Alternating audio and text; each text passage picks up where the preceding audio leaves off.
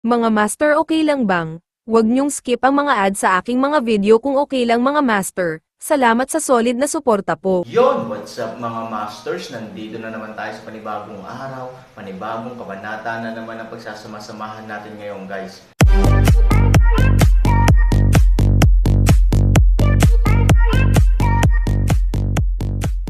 Bali mga masters, kung bago ka pa lang po sa aking YouTube channel, please click the subscribe button, lalong-lalo na po yung notification bell guys, para maging connected pa rin tayo sa isa't isa at maging updated kayo sa mga susunod ko pang video.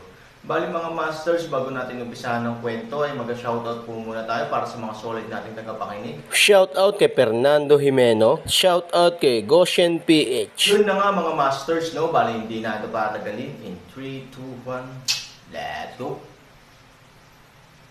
Sa oras na ito, isang malaking katawan ang dahan-daang lumapit at tumayo sa harapan nila. Hindi nila maiwasang sumimangot, halatang nagulat. Ikaw ba yan? Oo, yun lang. Katakawan ng kasamaan. Malamig at paalang sa harap ng dinadaanan ng dalawang tao. Ang mga paa nito ay patayo at ang mga mata nito ay nakatitig sa pagkamangha. Ito ay lubhang dominanti. Hindi ako marunong mamatay. How dare a little ugly beast stand in our way? Gusto mo bang malaman kung paano mamatay? Matapos medyo nagulat ang lalaking butil ng tubig, hindi niya maiwasang makaramdam ng lamig. Galit ding napag-alitan ng lalaking Mercury, aso, umalis ka. Ngayon ay hindi pa oras para pumunta ka rito at mamatay. Kapag napatay natin siya, gagaan ang pakiramdam mo. Umalis ka. Ang dagandong ng pagkamangha ay umalangaw sa moon palas at iba pa, na tila lubhang nakakabigla, ngunit ang masamang mata ko sa oras na ito ay hindi natinag, tinitigan lamang sila ng malamig. Mukhang hindi naririnig ng asong ito ang mga tao. Bueno, dahil ang halimaw ay sabik na mamatay, ipadala muna siya sa kanluran. Ang mga salita ay nahulog, at ang dalawang lalaki ay biglang may dalang water polo sa kanilang mga kamay. Umuungol, tila naramdaman mo ang banta, o ang iyong sariling refueling na kapaligiran bago ang digmaan. Ang masasamang mata ko ay umuungal ng may mahusay na momentum. Bagaman nasugatan ang kanyang katawan bago siya pumasok, tumayo siya sa harap ng krisis ng Aaron. Nakita ito ni Aaron sa kanyang mga mata at nababalisa sa kanyang puso. Kung ito ay ang katakawan ng kasamaan sa peak period, natural na gamaan ang pakiramdam ni Aaron na magagawa niya itong mag-isa. Ngunit ngayon, alam na ng Aaron kung anong yugto ang masamang katakawan. Sa kasalukuyang kapangyarihan nito, hindi ito maaaring maging kalaban ng dalawang tunay na Diyos. Dumating ito ng padalos-dalos, ngunit ito ay kamatayan lamang. Evil gluttonous, go and live here. Ang pakay nila ay ako.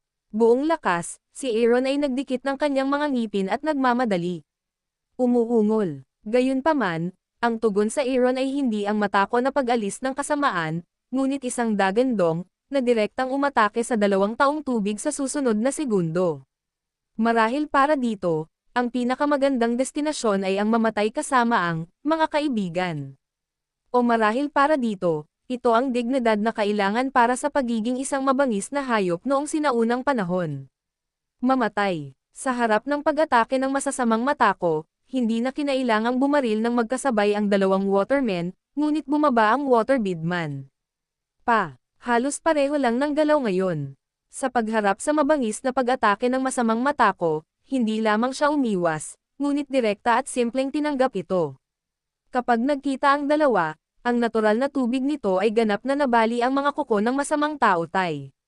Kasabay nito, ang tubig ay lumalamig at nabubuo, at ang isang kamao ay mahigpit na tinamaan sa masamang taotay. Sa isang malakas na putok, ang buong katawan ng masamang matako ay tumama sa lupa ng husto.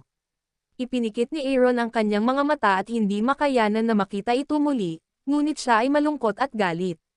Gaya ng sinabi niya, hindi niya itinuring ang masamang taotay bilang kanyang mga subordinate o kakaibang hayop. Tinuring niya lang itong kaibigan. Ngayon, nakikita na ginawa niya ito para sa kanyang sarili. Aaron, paano niya ito matitiis? You're aiming at me. Come to me if you have anything. At least sikat ka na rin sa 8 Directions world. What's the point of bullying a strange beast that has not grown? Muling iminulat ni Aaron ang kanyang mga mata, tumingin sa 2 taong tubig at malakas na sinabi. Nang marinig ito, Ang dalawang taong tubig ay nagkatinginan ng may labis na interes. Sa sandaling ngumiti si Shuezo, bigla siyang nagpakita sa harap ng mata ko ng kasamaan, tumingin sa Aaron, at mahinahong sinabi, sa orihinal, wala talaga akong interes sa halimaw na ito, ngunit nang makita kang kinakabahan, bigla akong natakot, interesado. Pagkatapos, bigla niyang itinaas ang kanyang mga paa, at ang mga paa ng tubig ay biglang nahulaan sa masamang mata ko na katawan. Ang masakit na masasamang mata ko ay sumigaw ng may malaking epekto. Tama na, galit na sigaw ni Aaron. If you say enough, that's enough. Ano sa tingin mo at maglakas loob na utusan kami?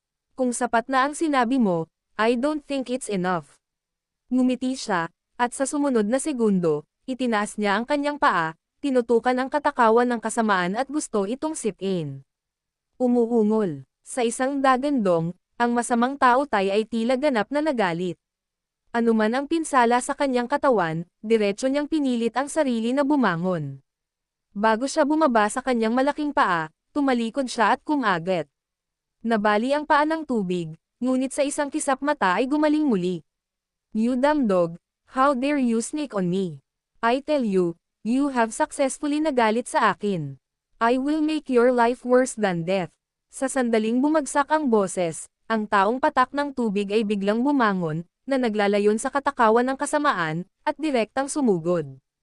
Umuungol. Gayunpaman, ang masamang tao ay hindi nagmamadaling lumaban. Sa halip, tumalikod siya at umungol sa Aaron, na nagpatalon sa kanya sa water bidman. Tanging si Aaron lamang ang nakakaunawa na ang dagandong ng masamang mata ko ay nakikipag-usap sa kanya. Mga master, okay lang bang? Huwag niyong skip ang mga ads sa aking mga video kung okay lang mga master. Salamat sa solid na suporta po. Sinasabi niya sa Aaron na huwag magmakaawa kahit kanino para dito. Mas gugustuhin niyang mamatay. Evil gluttony. Sa pagtingin sa masasamang mata ko na nakipaglaban muli sa mga taong Shuezo, si Aaron ay nagdikit ng kanyang mga ngipin at ang kanyang mga mata ay namumula. Boom! Sa isang mapurol na tunog, ang masamang mata ko ay hinampas muli sa lupa ng taong patak ng tubig. Hindi man lang ito gumawa ng tunog. Diretso itong bumangon mula sa lupa at pinandilatan ang taong patak ng tubig. Sa sumunod na segundo, tumalon ulit ito. Bagamat napakalinaw din na kahit ilang beses man itong maningil, ang kalalabasan ay lumaban at masaktan lamang. Sa sandaling ito, walang kaunting pagkakaiba sa pagitan ng dalawa, ngunit pinipili pa rin itong maging desperado. Mas gugustuhin pa nitong mamatay na nakatayo kaysa mabuhay na nakaluhod. Bang! Dagandong! Bang! Dagandong! Ang epekto pagkatapos ng epekto, kapalit ng paulit-ulit na pambubugbog, kapag nakaharap sa pagtatanggol at pag-atake ng mga taong Shuezo, kasama ang Aaron, walang paraan, pabayaan ang katakawan ng kasamaan. Gayunpaman, sa bawat oras ng matinding pambubugbog, palaging hindi nito kayang pigilan ang mas mabangis na epekto ng masamang mata ko. Yung tipong parang ayaw niyang mamatay. Siya ay may puso na mamatay at gawin ang kabilang partido na magbayad ng halaga. Nakita ni Aaron sa kanyang mga mata na kumukulo ang dugo sa kanyang katawan. Ang desperadong epekto sa masasamang mata ko ay nagbago rin mula sa orihinal na sakit sa puso, dalamhati at galit tungo sa pagkabigla at paghihikayat ni Han Sanchen sa oras na ito. Kung ang masasamang mata ko ay makakain pa rin o hindi, bakit siya Aaron manood ng digmaan? Gaya ng sabi ng mata ko sa kasamaan, mas gugustuhin ko pang mamatay na nakatayo kaysa mabuhay na nakaluhod. Ipinikit ni Aaron ang kanyang mga mata, ang kanyang mga mata ay naging malalim, at ang kanyang katawan ay nagsimulang swertehin muli. Ang 5 elemento ng banal na bato ay isinaaktibo ng enerhiya. Sa oras na ito, nagsisimula na rin itong maglabas ng mga pagsabog ng liwanag sa labas ng katawan, ginagamot ang Aaron. Tahimik at ayos na. Ang lakas ni Tego. Ito ang pangunahing kalsada, 3-1. Ang kahungkagan ay palaging nilalaman, ngunit ito ay matutukoy sa pamamagitan ng pagsira sa kaparangan. Kasabay nito, hinimok ng Aaron ang ikatlong hanay ng mga sinaunang lihim na kasanayan na maging masyadong mahina. Alam niyang hindi magtatagal ang katakawan ng kasamaan, kaya kailangan niyang mabawi ang kanyang pisikal na kondisyon sa pinakamaikling panahon. Si Taisho ang tanging at pinakamahusay na pagpipilian niya sa kasalukuyan.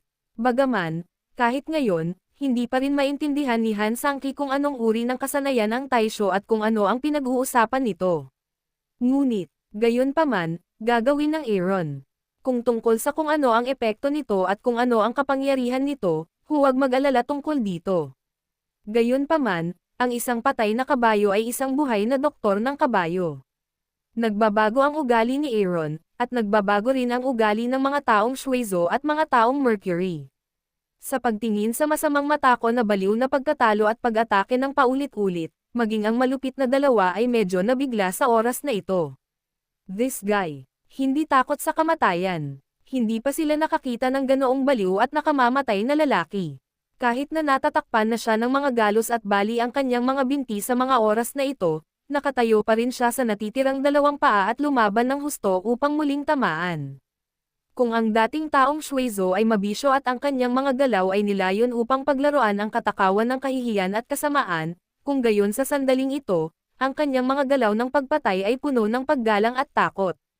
Marahil, tulad ng sinasabi ng iba, ang mga ordinaryong tao ay natatakot sa malupit at nakamamatay, kahit na ang taong Shuezo ay may ganap na kalamangan. Siya ay nakabuo ng malalim na presyon sa kanyang sikolohiya sa oras na ito, halos sa gitna ng pag-alog ng Diyos. Ang masamang mata ko ay gumawa ng isang swoop at scratch kanyang braso direkta sa oras. Ang tubig na parang braso ay nag-iwan ng malaking puwang sa oras. Nang walang kumpletong konsentrasyon, siya ay ginulo at nasaktan ng masamang mata ko. Sa pagtingin sa kanyang nawawalang sugat, bahagyang nagulat si Shuezo, na sinundan ng galit sa kanyang mukha. Isang agos ng tubig ang nag-ipon sa sugat at mabilis na umagos, tila habang nag-aayos. Ang lalaking butil ng tubig ay tumingin din sa mata ko na pagkain ng kasamaan. How dare you hurt me? You bastard! I'll kill your dog. Ang lalaking Shuezo, na nasaktan ng masamang tao ay lubos na nagalit. Umungol siya. Sa sumunod na segundo, bigla siyang naging isang malaking espada sa kanyang kamay. Tinutukan ang ulo ng masamang tao at direktang sinaksak ito. Sa mata ko na estado ng kasamaan, halatang imposibleng maiwasan ito. Ngunit halos sa sandali ng kamatayan nito, biglang may tumayo sa harapan nito, isang malaking square seal. Storytelling channel sa YouTube. Nang makita ng masamang mata ko na hindi dumating ang espada, bahagyang itinaas niya ang kanyang mga mata sa pagtataka. Nang makita niya na ang water sword ng waterman ay hindi tumagos sa kanyang ulo, ngunit nalabanan ng isang malaking square rune, hindi niya maiwasang matigilan sa lugar. Natigilan ito, at halatang natulala ang dalawang watermen. Paano nila aasahan na sa ganitong kritikal na sandali, may isang gagawa ng hakbang? Ikaw na naman. Biglang itinaas ng lalaking Shuezo ang kanyang ulo at galit na tumingin sa Aaron. Ang Aaron ay nakaimbed pa rin sa dingding, ngunit ang kanyang kanang kamay ay marahang itinaas, at ang nakapaligid na berdeng ilaw ay mahina. Shit, ang kulit talaga ng murang aso. Ang halimaw na ito at ang batang ito ay simpleng buhay ng kanyang ina. Sa mga oras na ito, talagang nakakapuot at nakakainis na ibalik ang pagsuwi ng kanyang ina na maghintay sa kamatayan. Galit din na sabi ng lalaking Mercurial. Ibinuka ni Aaron ang kanyang bibig at ngumiti. Wala siyang pakialam sa pangungutya at pangungutya nila. Shit, we deal with each other, killing their dogs like two flies. It's really annoying me. Tanong ng lalaking butil sa taong Mercury sa malamig na boses. Ang taong Mercury ay nanunuya, wala akong opinyon. Sa sagot ng taong Mercury, itinaas ng lalaki ni Shuezo ang kanyang mga mata sa Aaron, ngumisi at sinabing, kung sasabihin mong langaw ka, talagang ininsulto mo ang asong langaw. Wala nang silbi ang paglipat na ito sa amin ngayon, tanga. Kung ginamit mo pa rin ang galaw na ito ngayon, hindi ba iikot ang ulo mo? Ang mga salita ay nahuhulog, ang mga taong patak ng tubig ay biglang bumagsak muli ng isang patak ng tubig, at ito ay malinaw na may isa pang lumang kasanayan na dapat ulitin. Mahinahong ngumiti ang lalaking Mercury. Sa halip na magmadaling kumilos, masayang pinanood niya ang paglalaro. Kaya niyang patayin ang 3,000 tao ng magkasama. Ngunit sa oras na ito, ang masamang katakawan na nababalutan ng mga galos ay talagang walang kabuluhan sa kanya. Let alone resist. Wala nang lakas na tumakbo ang lalaking ito ngayon. Gusto niyang makita kung gaano kalungkot at desperado si Aaron, na may lakas na lumaban, ang susunod na mamamatay. Sa pag-iisip nito, tumingin siya sa Aaron ng may malaking interes. Katulad ngayon, ganap na natunaw ng water beadman ang paglaban ng emperador ng Han Sanyu pagkaraan ng ilang sandali. Matapos lumapag ang butil ng tubig at muling naging katawan, mabilis siyang sumugod kay Han Sanyo. Halos sa isang kisap mata, sumugod siya sa wala pang 2 metro sa harap ng Aaron. Ang ganoong kaikling distansya, halatang para sa mga taong Shuezo, ay parang distansya sa pagitan ng tagumpay at niya, na may mga putok ng mapanglo na panunuya sa kanyang mga labi. Mariing tiningnan ni Aaron ang butil ng tubig na sumugod sa kanya. Nagtagpo ang kanyang mga mata at napakunot ang kanyang mga kilay. Tila naghihintay siya ng kamatayan, at tila may hinihintay siya. Biglang, 1 metro lang ang layo ng lalaking Shuezo mula sa Aaron. Halos sa susunod na sandali, ang mahabang espada sa kanyang kamay ay ganap na sasaksakin sa tiyan ni Aaron at wawakasan ang buhay ni Aaron. Ngunit sa kritikal na sandali na ito, muling ginalaw ni Aaron ang kanyang mga kamay at galit na uminom. Ang mga sirang pangarap ay nilalamon ang mga kaluluwa. Ikaw ang muling lumitaw. Boom! Muling lumitaw ang square seal at matagumpay na nalabanan ang pag-atake ng water sword halos ilang sentimetro ang layo mula sa Aaron. Bata ka at katawa-tawa. Aaron, 2 beses kang nabigo sa parehong hakbang. Makahulugan ba ang gawin ulit? Pero hindi ka magkakaroon ng ganyang swerte ngayon lang, dahil kapag na-defuse ko ulit ang atake mo sa pagkakataong ito, wala ng distansya para tulungan ka, mamamatay ka lang. Okay, ang mga taong Shuezo ay hindi naguguluhan kapag sila ay hinarangan, ngunit walang katapusang kabalintunaan at pangungutya lamang, hanggat muli siyang nagtatago.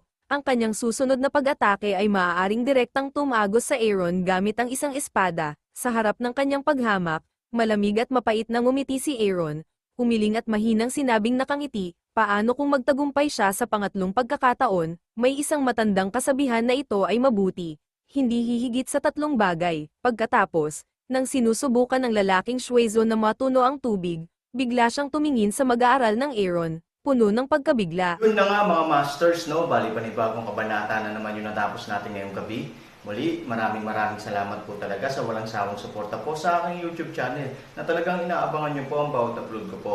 Bali mga masters, magkita-kita ulit po tayo bukas ng gabi at ngayon po ay magpapaalam po muna tayo. Bali mga masters, bye-bye!